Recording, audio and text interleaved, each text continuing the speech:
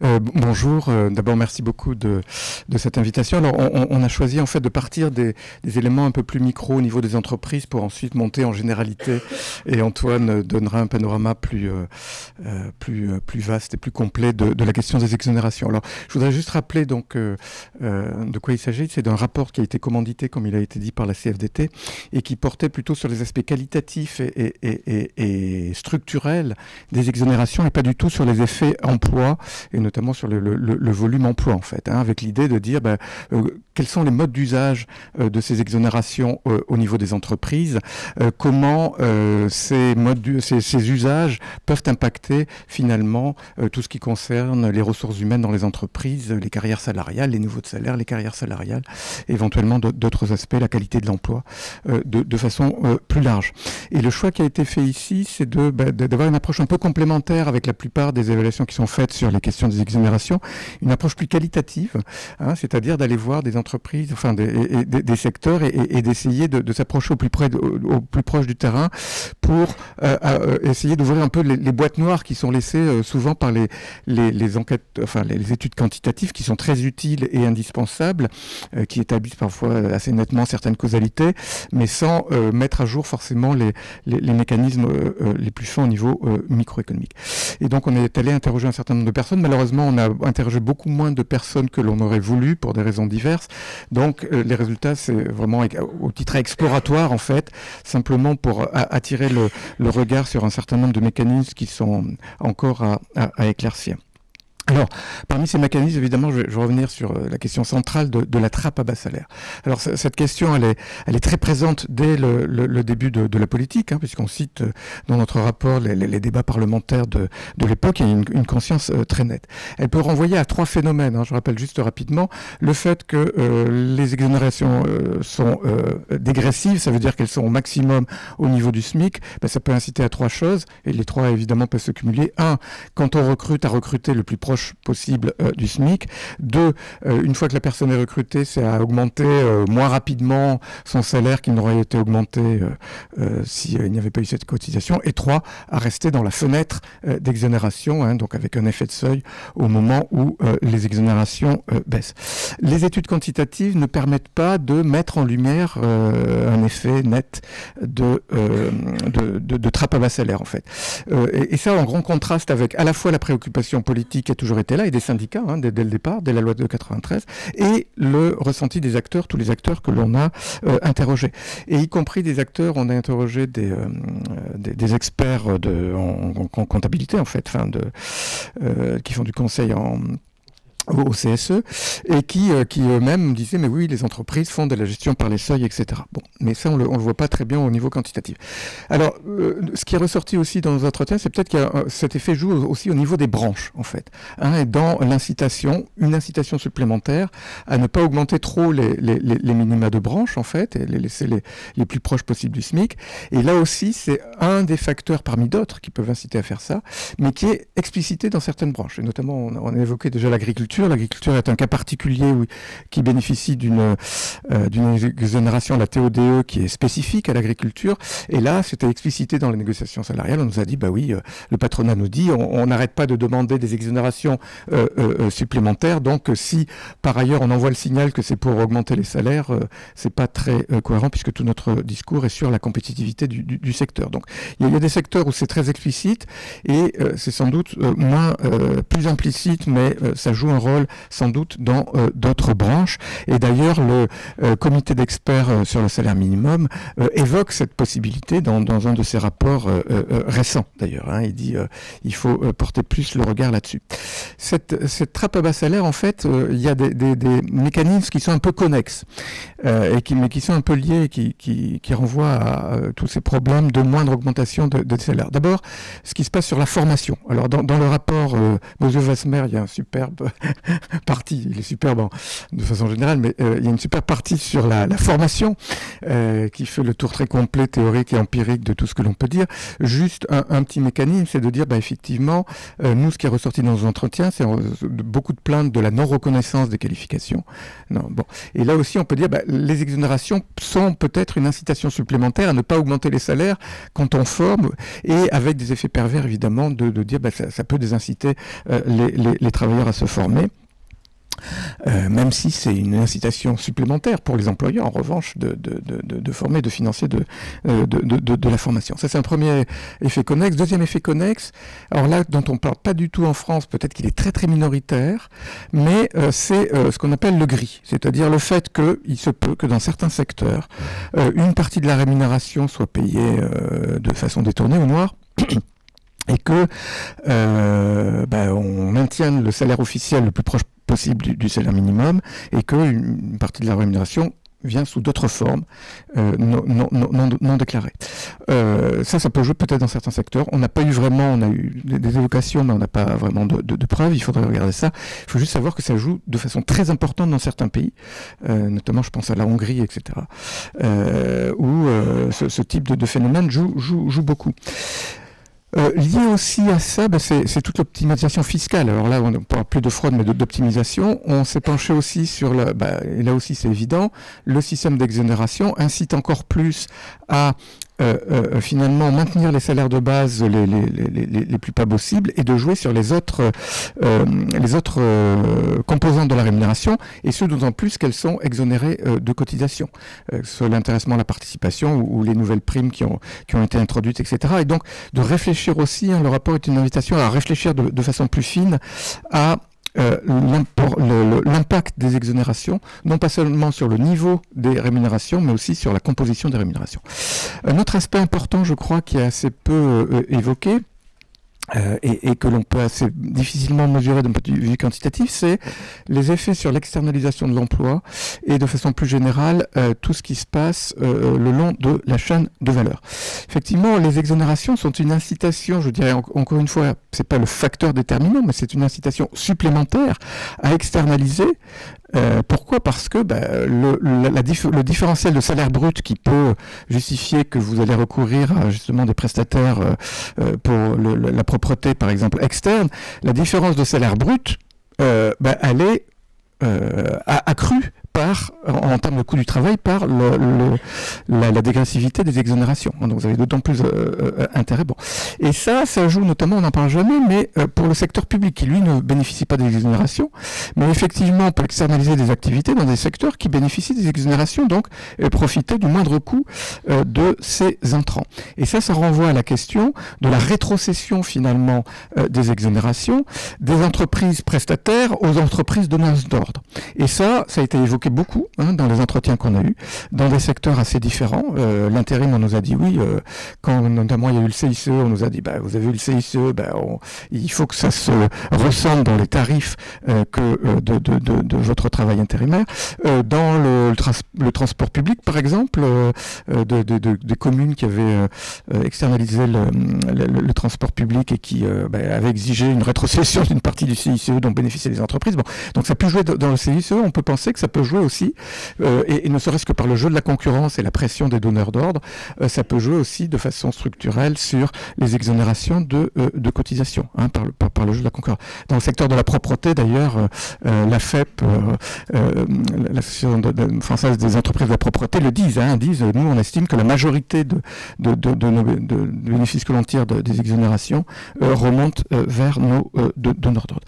Et ceci, et je conclurai là-dessus, ça invite à élargir la focale, en fait, de dire, en fait, dans l'esprit initial, et qui est aussi conforme à la théorie économique, les exonérations, c'est une question du prix du travail, de coût du travail, donc on pense aux effets microéconomiques traditionnels, à la fois de substitution, et puis on tient en compte aussi des prix de vente à partir de l'effet d'échelle, comme on dit en micro, etc. Bon. Mais en fait, derrière les exonérations, elles ont aussi un effet de trésorerie, ce qu'on appelait une manne financière, c'est-à-dire, en fait, c'est une somme que reçoit l'entreprise et qu'elle peut utiliser, pas forcément pour baisser son coût du travail ou embaucher plus ou substituer des facteurs de production, mais qu'elle peut utiliser de façon très diverse pour des usages en fait très divers. Et les études quantitative commence à explorer ce phénomène et le mettre en évidence en France comme à l'étranger. Et c'est ce qui ressort aussi des études qualitatives qui existent sur le CICE ou de notre. Et ces usages peuvent être très divers selon les besoins de l'entreprise. Et notamment, on a fait notre enquête pendant qu'il y avait des pénuries de main-d'œuvre qualifiée. On peut utiliser cette manne pour augmenter les salaires des qualifiés plutôt que les salaires des peu qualifiés et augmenter l'emploi des peu qualifiés. Et donc au total, et le rapport finit là-dessus, à qui bénéficient les exonérations, hein? C'est une question que l'on pose, c'est-à-dire il faut différencier ceux qui en bénéficient et ceux qui en profitent. Ceux qui en bénéficient, c'est par le jeu d'assiette, ce sont les entreprises qui ont le plus de travailleurs proche du salaire minimum, à bas salaire. Mais en fait, beaucoup sont obligés de le rétrocéder plus haut dans la chaîne de valeur, donc c'est pas forcément ces entreprises qui en profitent. Et au sein des entreprises, c'est pas forcément les salariés à bas salaire qui en profitent par des augmentations de salaire ou des augmentations d'emploi, parce que, ça a été montré notamment pour le CICE de façon plus précise, elles peuvent être utilisées pour augmenter les salaires des salariés qui sont en dehors de la fenêtre d'exonération. Voilà. Donc toutes ces questions sont un peu sur la table et mériteraient à la fois plus d'exploration quantitative et qualitative. Merci de votre attention. Merci beaucoup, Jérôme. Il y aura un petit temps pour les questions, peut-être qu'il y en aura quelques-unes. Antoine, je te laisse présenter avant. Merci. Bonjour à tous et à toutes. On m'a demandé de vous présenter le rapport conduit avec Étienne Wasmer.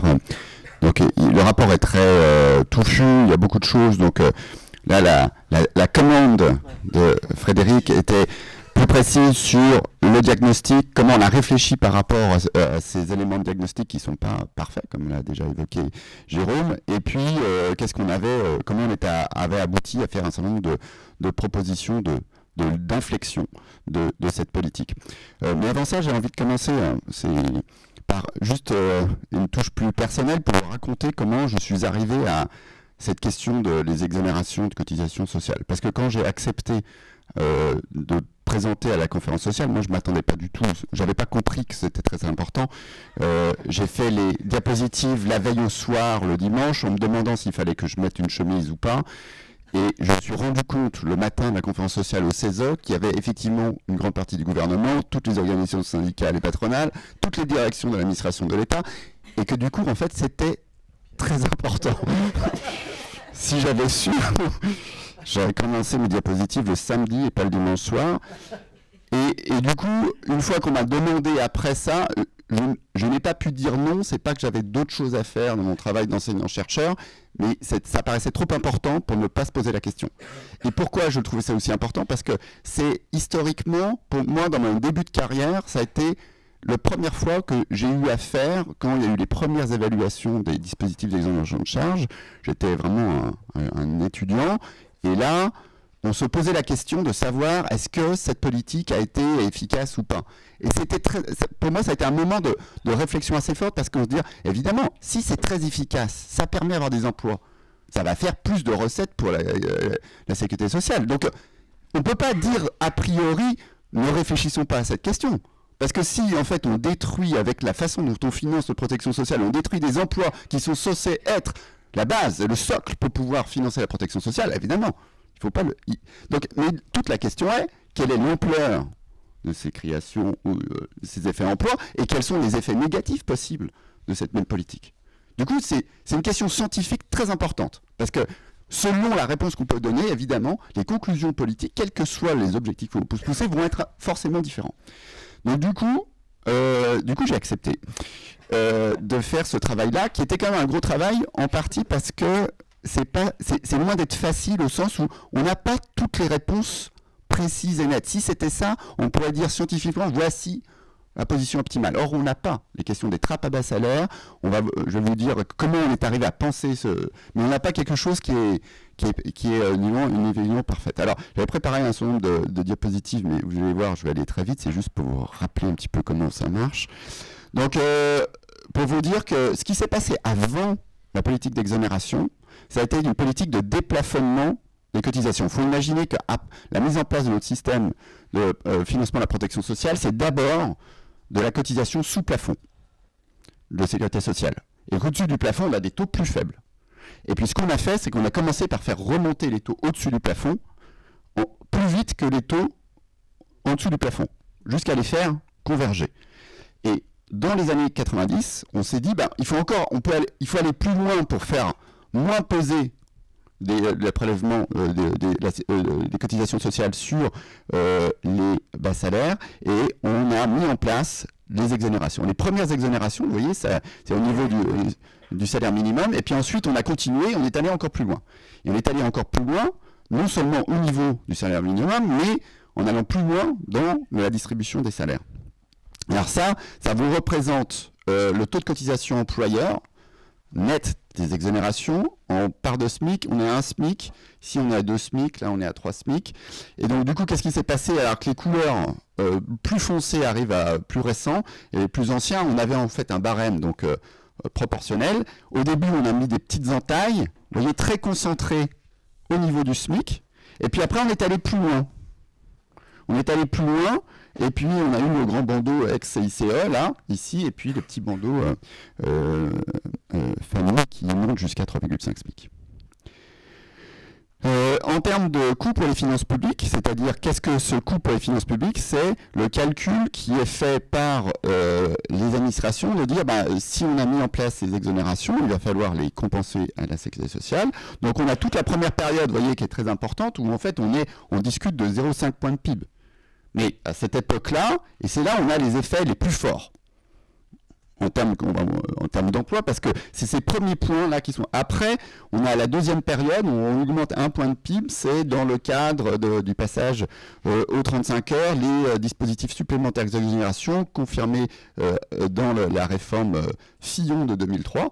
Et puis ensuite, on a vraiment l'énorme bond qui se passe à partir de 2014, et donc la mise en place du CICE, des bandeaux, et puis ensuite l'augmentation récente, c'est-à-dire qui va plus vite que l'augmentation du PIB, parce que le mécanisme d'une exonération exprimée en multiples de SMIC, y compris relativement haut dans la distribution en SMIC, fait que lorsque les salaires progressent moins vite que le SMIC, les exonérations progressent plus vite que le PIB.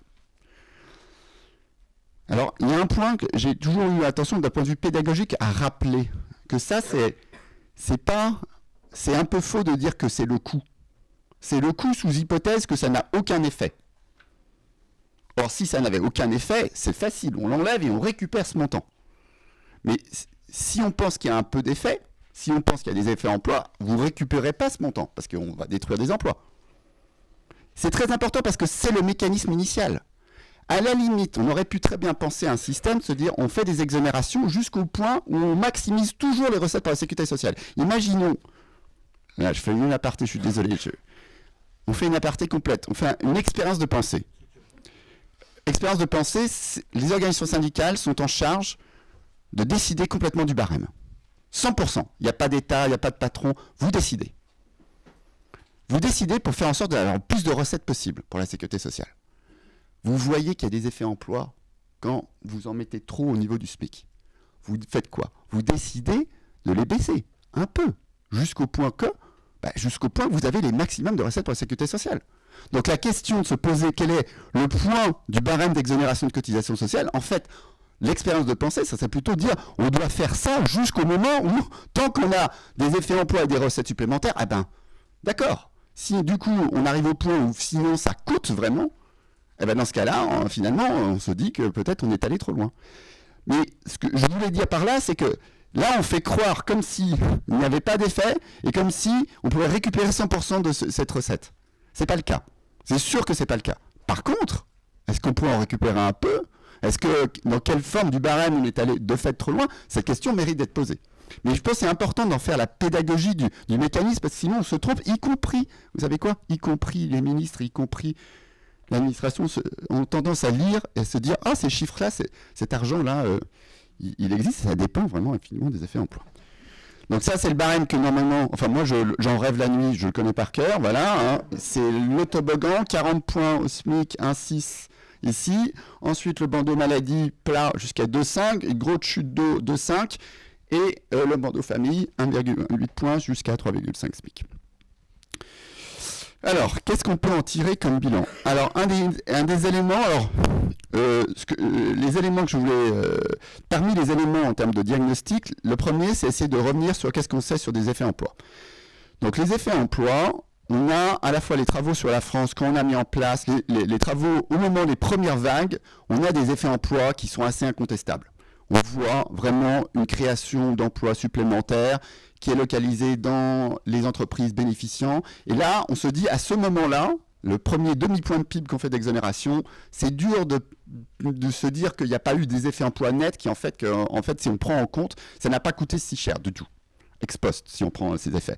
Par contre, ce qui est important, c'est que les travaux récents, et là, on parlait du manque de femmes, mais ces graphiques sont de Sophie Cotet, qui est une de mes anciennes étudiantes doctorantes en thèse, qui a fait un travail qui, je trouve, est très très utile, de reprendre, de revisiter l'impact qu'on pouvait avoir sur les exonérations, notamment les exonérations Juppé, avec des méthodes plus récentes pour essayer de comprendre le mécanisme, la façon dont c'est passé.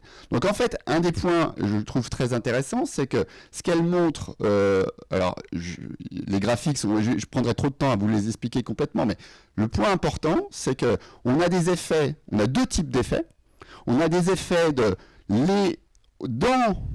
l'endroit où il y a les exonérations, on a bien un effet de création d'emplois concentré là où il y a eu des exonérations, mais l'effet, il y a un deuxième effet très fort qui est fait qu'en fonction de l'intensité du nombre de salariés touchés par chaque entreprise, en fait, il y a un effet, ce qu'on appelle l'effet de trésorerie, c'est-à-dire que quand on a fait baisser, on a mis en place les exonérations de cotisation, certaines entreprises, parce qu'elles avaient beaucoup de salariés au niveau des exonérations du salaire minimum, du coup, ont vu finalement un moindre coût et du coup un flux de trésorerie.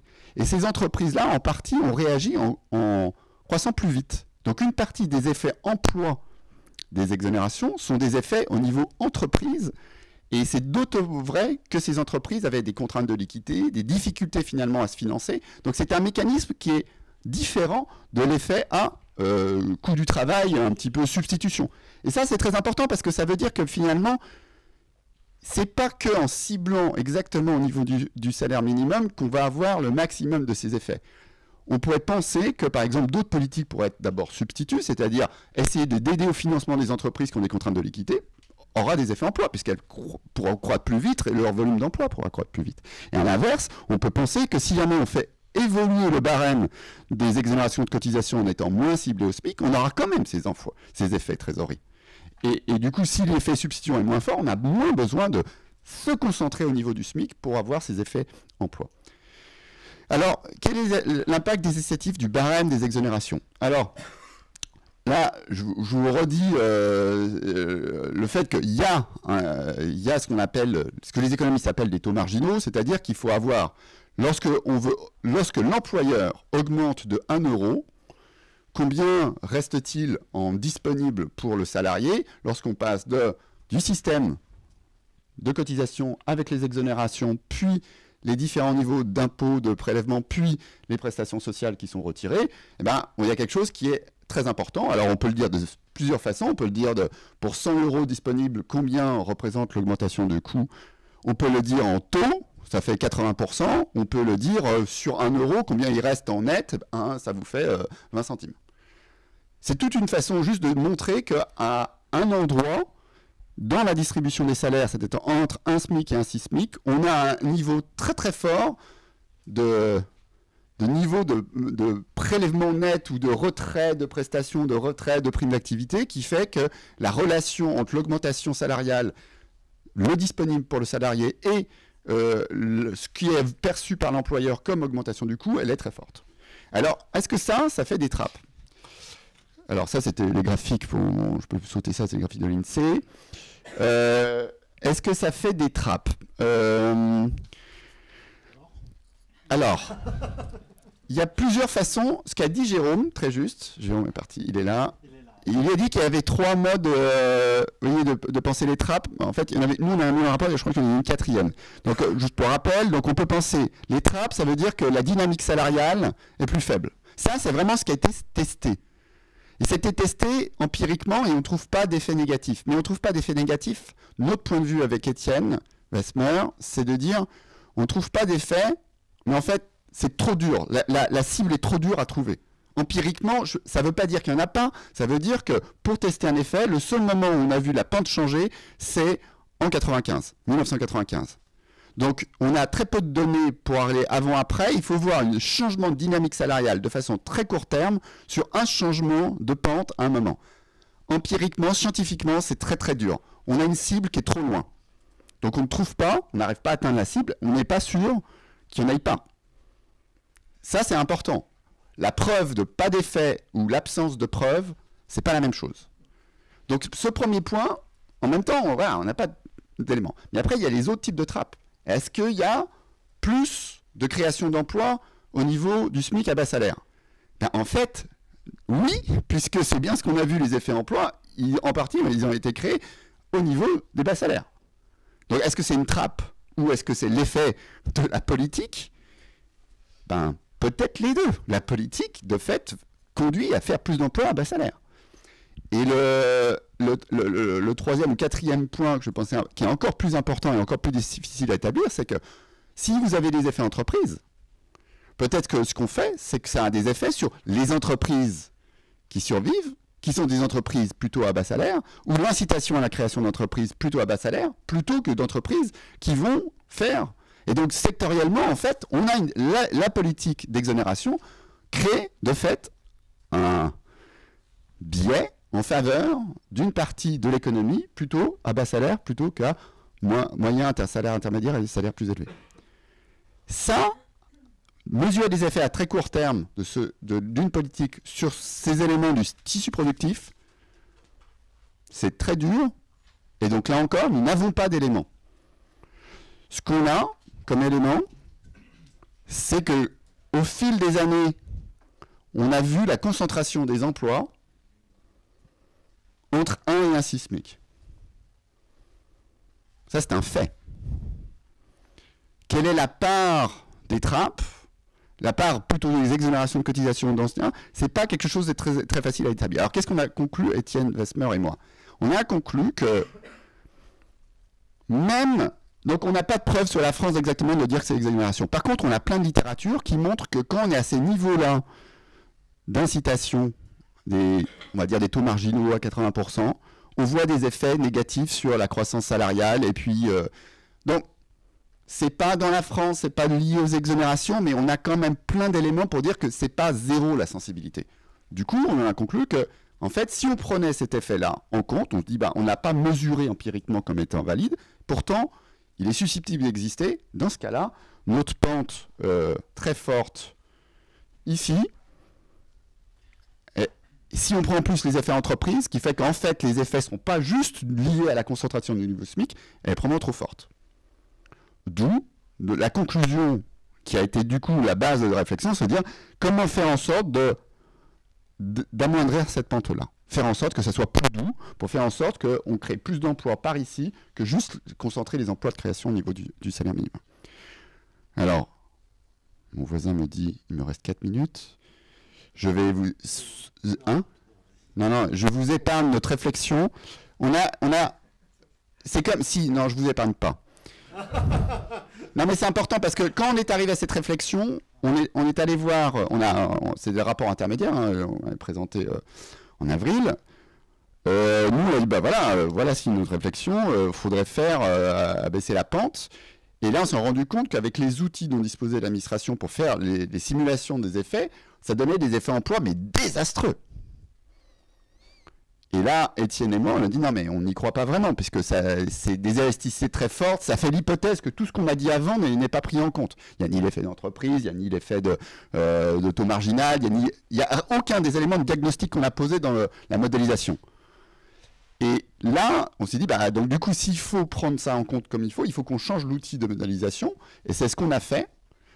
qui est du coup un outil qui est disponible, qui est en ligne, qui est transparent, qui du coup on peut refaire des variantes, et qui a essayé de prendre en compte les effets d'entreprise, les effets de taux marginaux de pente, et qui essaye de prendre des élasticités qui sont d'emploi qui correspondent le plus proche de ce que l'on pense être aujourd'hui la question de ce que nous donne la littérature. C'est loin d'être évident d'arriver à se mettre d'accord. D'ailleurs, si vous pensez que vous lisez le prochain rapport des experts sur le SMIC, vous verrez qu'il n'y a pas complètement un accord entre les économistes. Mais voilà, on a fait ce travail-là.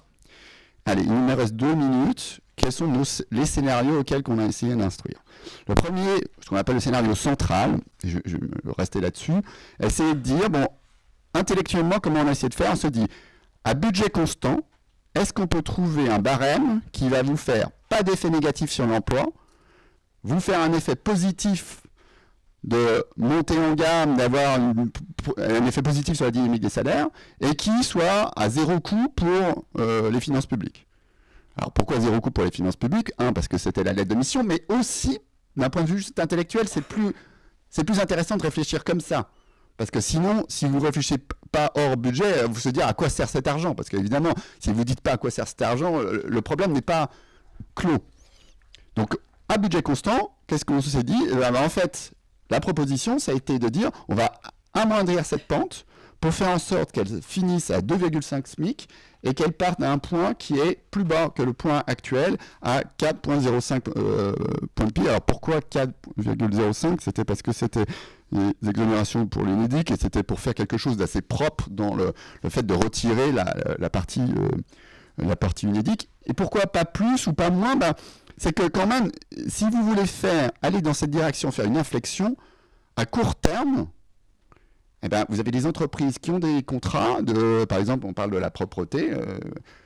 Si les contrats sont déjà mis en place, qu'ils ne peuvent pas bouger leur prix et que vous faites bouger le coût de la main-d'œuvre, un certain nombre d'entreprises vont avoir des réelles difficultés. Donc on ne peut pas faire d'un coup quelque chose qui soit massif. Il faut réfléchir à quel va être potentiellement l'effet sur ces entreprises et sur l'emploi. Donc la question était d'arriver à trouver un point où finalement on avait un effet qui était certes ici négatif en termes de cotisation, mais positif un peu plus loin pour qu'une partie des entreprises ait cet effet de bascule qui finalement va être important. Donc voilà la forme du barème qu'on a proposé, on pourra en discuter je crois que mon voisin m'a dit que je suis arrivé au bout. On a fait d'autres variantes et écoutez, juste pour... non mais de toute façon vous ne voyez rien de loin, donc... pour dire qu'à la fin, le scénario central, on arrive à quelque chose qui était globalement positif en termes d'emploi. Alors c'est faible, mais surtout c'est que ça faisait des recettes nettes pour la sécurité sociale, dû à quoi? Dû au fait qu'en ayant baissé la pente, il y avait un effet, même avec des hypothèses relativement conservatrices, qu'il y avait un effet positif, que en fait la distribution des emplois se décalait vers la droite, qui donnait finalement plus de recettes à la fin de la sécurité sociale. Voilà, je m'arrête ici, merci beaucoup. Je pense qu'on peut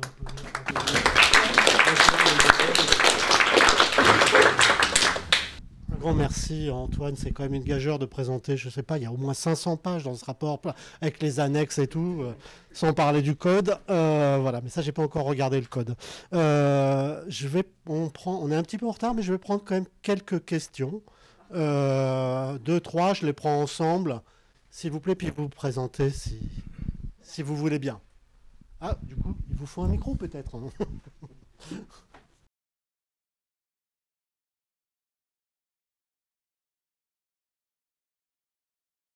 Donc, bonjour Gaël David, CFDT Agri-Agro.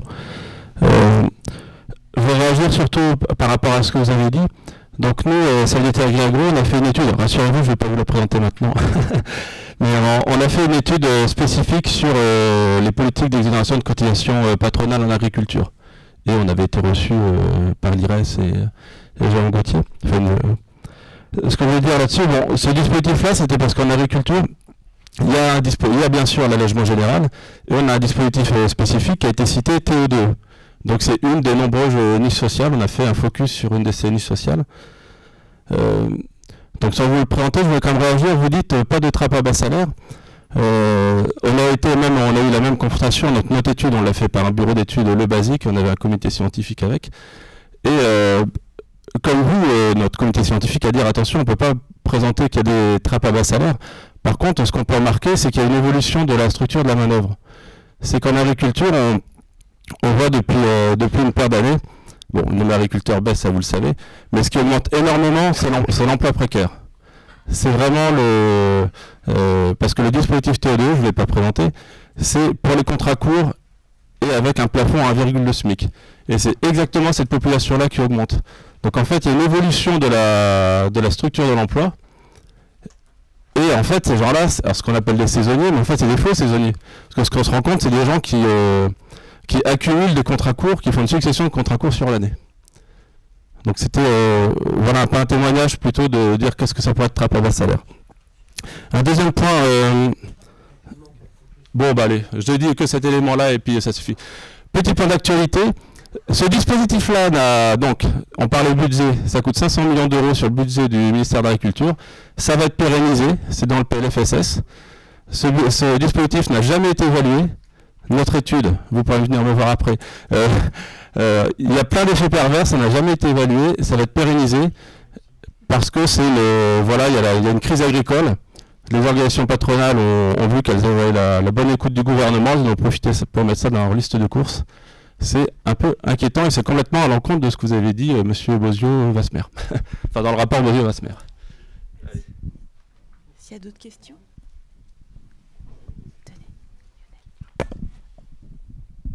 Bonjour, Quentin Châtelier, journaliste pour WEF Info. Une question juste d'actualité pour Antoine Bozio. Qu'est-ce que vous pensez des dernières conclusions des débats au Parlement sur ce sujet, notamment ce qui est sorti de la CMP, c'est-à-dire d'abandonner les réductions d'exonération au niveau du SMIC et tout en gardant un objectif d'économie d'autour 1,6 milliard, si j'ai bien compris. Voilà, quel est votre regard sur cette position du Parlement par rapport au rapport que vous avez rendu il y a quelques semaines? Merci à vous.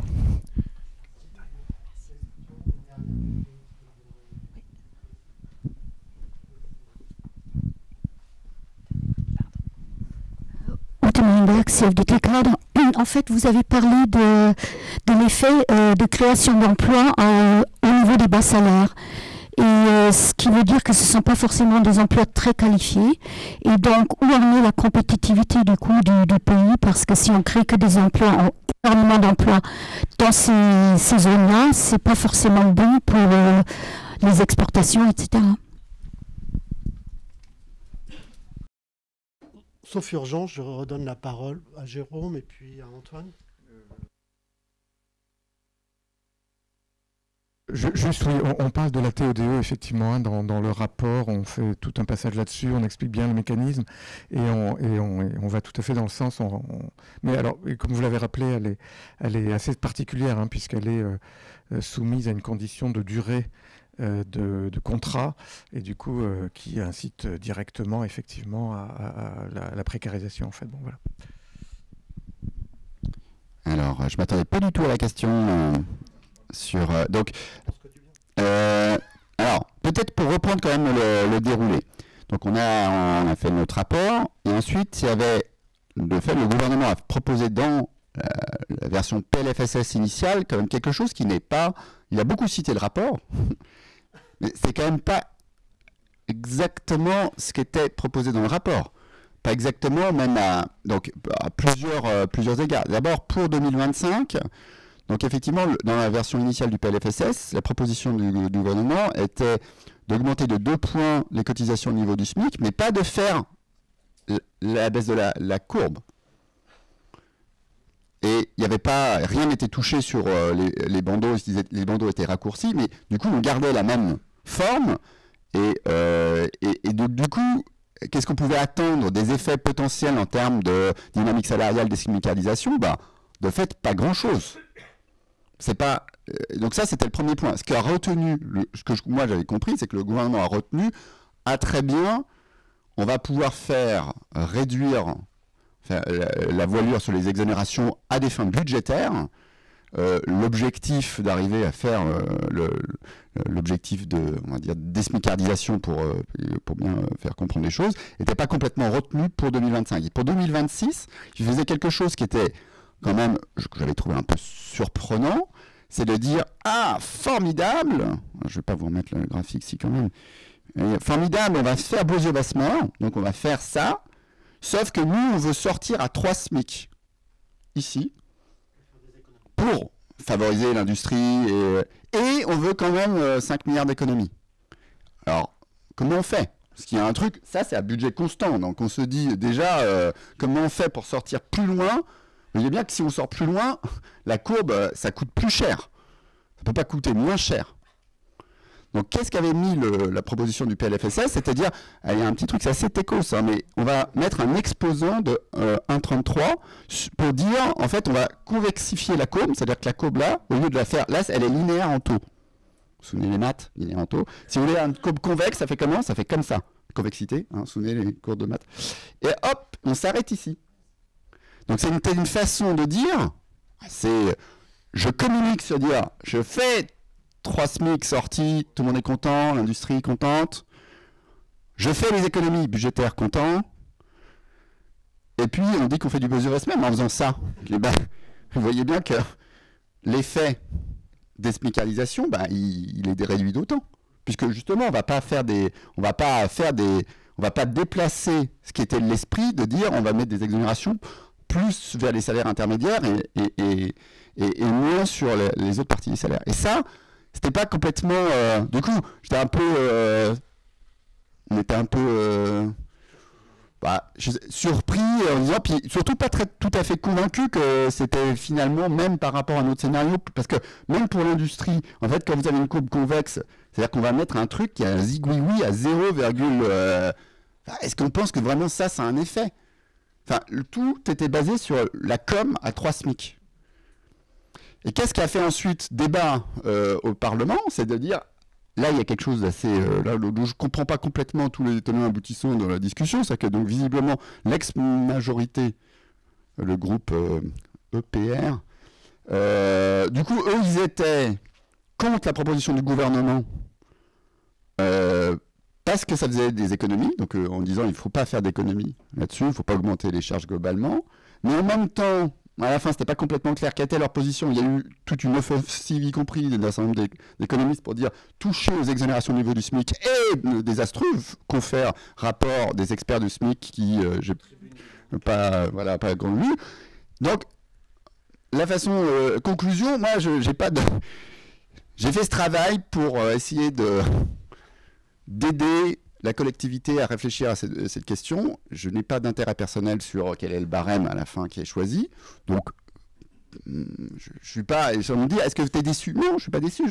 Je suis interrogatif sur le processus, y compris interrogatif sur la façon dont nous autres économistes, je veux dire au sens qu'on n'est pas arrivé finalement...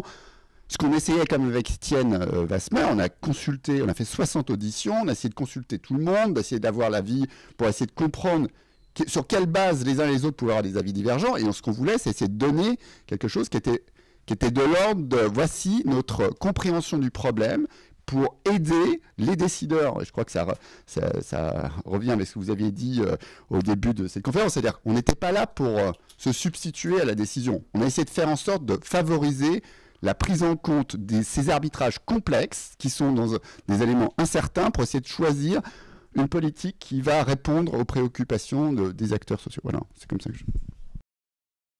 Merci. Pardon, j'ai pas répondu, je suis désolé. Non, il ne faut pas oublier les questions. Il y avait une dernière question auquel je n'ai pas répondu. Donc effectivement, la question de savoir si... Alors, première chose, les effets entreprises font qu'il y a des créations d'emplois, des exonérations qui ne sont pas limitées au segment directement peu qualifié ou bas salaire. Puisque une partie de ces effets emploi, en fait, ce qu'on s'est aperçu dans ces travaux-là, c'est qu'en fait, ces effets emploi ont été faits dans les entreprises qui ont été touchées à tous les niveaux d'emploi. Elles ont une croissance de l'emploi à tous leurs niveaux d'emploi. Ce n'est pas uniquement, il y a aussi l'effet concentration, mais il y a aussi un effet vraiment au niveau de l'entreprise. Si vous permettez à des entreprises de croître plus vite, tout leur niveau d'emploi croît. Après, la question de fond, qui est quand même sous-jacente dans tout le rapport qu'on a fait, c'est de dire, est-ce que si on met trop de concentration, d'exonération sur les bas salaires, on risque d'avoir un effet sur le tissu productif et sa composition qui va être défavorable à créer des entreprises et à innover dans des secteurs où en fait on a aussi des salaires intermédiaires et ça fait la politique économique ne devrait pas se limiter à vouloir essayer de créer de l'emploi à bas salaire. C'est pas ça l'objectif de la politique. L'objectif de la politique, c'est de favoriser l'emploi, le plein emploi, c'est-à-dire l'emploi pour tous, mais l'emploi avec le plus haute qualification et le plus haute rémunération possible. C'est comme ça qu'on arrive ensuite à faire une protection sociale de qualité. Donc l'objectif n'est pas de distordre le tissu productif uniquement vers un type d'emploi à bas salaire. Ça ne peut pas être. Ça n'a jamais été l'objectif. L'objectif, c'était de faire en sorte que le type de financement de notre protection sociale ne détruise pas des emplois qui aillent à l'encontre de l'objectif de la protection sociale, qui était de favoriser l'emploi et finalement les ressources pour la protection sociale. Voilà, merci. Un grand merci Antoine, un grand merci Jérôme. Je vous propose de passer